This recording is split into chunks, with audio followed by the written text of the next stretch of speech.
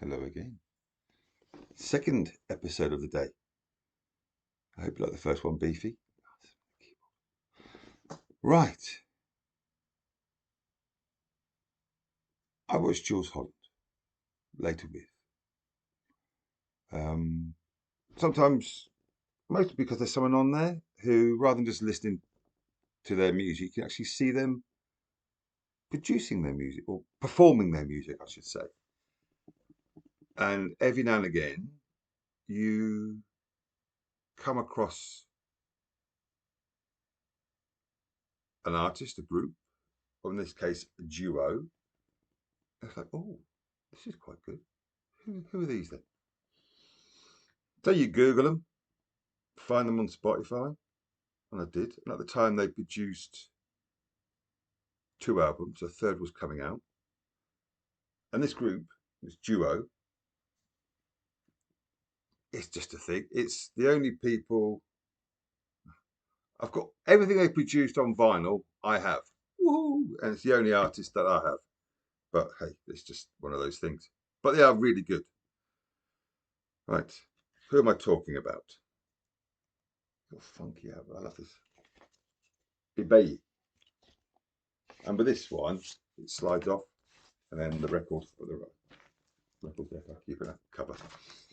Ibeyi, born in Paris to a French Venezuelan mum and a Cuban dad. Their mum sings. Their dad, what was his name? His surname's Diaz. He played in Buena Vista Social Club, percussionist. I think it's the Cajun. I had to look it up, and it's a wooden box, which is weird. One of the sisters, I've actually seen her sitting on this box or on a box, and depending on where you hit it, it's a chair, you get a different sound. You also wobble the table that you're on trying to record a video on as well. It's like, I get it. And yeah, they play a variety of instruments. And one thing that came from one of the later with Jules Holland, there's a group called First Aid Kit, which don't really do much for me. And again, it's just two sisters, not they're fraternal twin sisters, which is interesting. Don't get an awful lot of that. That's the midwifery side of me coming out. But the tonal quality when family members sing together is different when two people who aren't related sing together, and it is. This is their first album, just self-titled Ibeyi.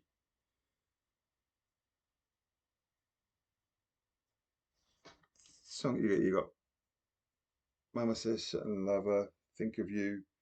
It's their first Ibeyi. It's them saying who we are. This came out in a cover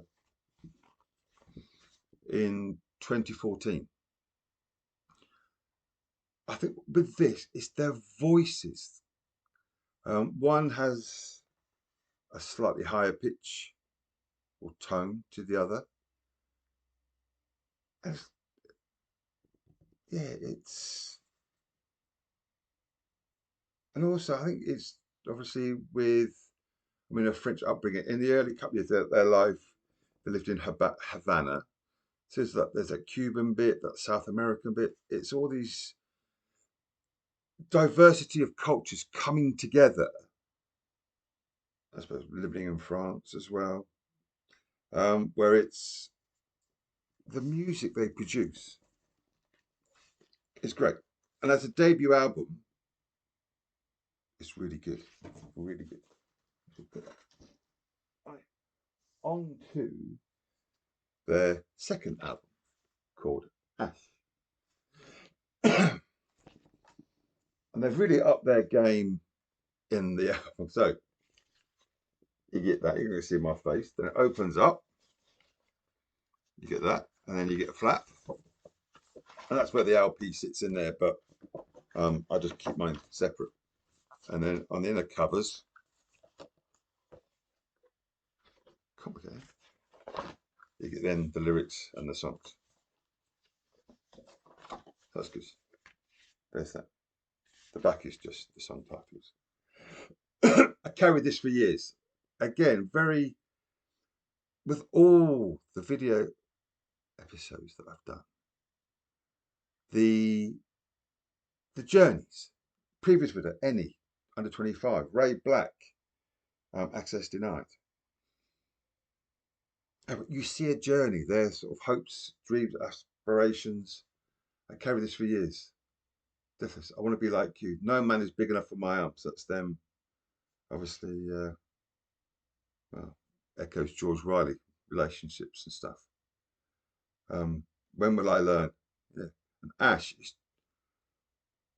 it's mere their vocals out together. Eerie in some, not nastily, just evocative of a scene. It's fantastic. It really is. I really do.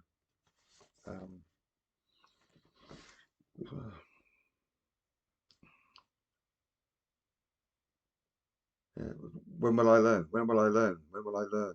I can't crack hidden signs. I can't see in your mind, but I can play on the drums. I can beat the toms. That's a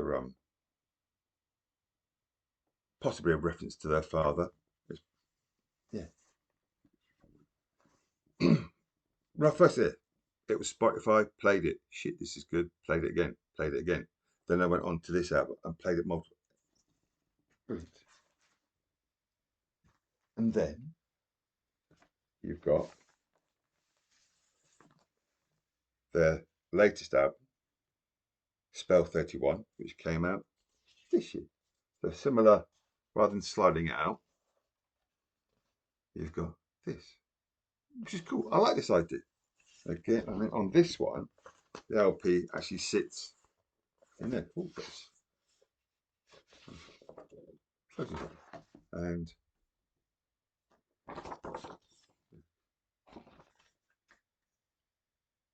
I thought my writing was bad, and I'm left-handed.